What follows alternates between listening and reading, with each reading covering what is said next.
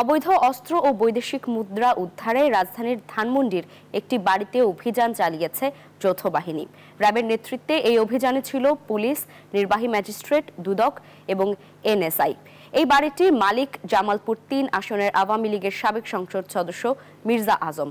মঙ্গলবার রাত ১১টার দিকে ধানমন্ডি ২৮ নম্বর রোডের ১৬ নম্বর বাড়িটি প্রথমে ঘিরে ফেলেন র্যাব সদস্যরা। পরে রাত ১১:১৫টার দিকে কিছু র্যাব সদস্য বাসায় প্রবেশ করে অভিযান শুরু করেন। রাত ২টার দিকে অভিযান শেষ হয়।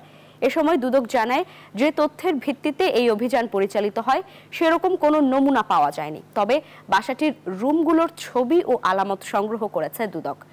অভিযানের সময় এলাকায় আতঙ্ক ছড়িয়ে পড়ে। অভিযানে কাউকে গ্রেপ্তার করতে দেখা যায়নি। পাওয়া যায়নি কোনো অবৈধ অস্ত্র উদ্ধারের তথ্য।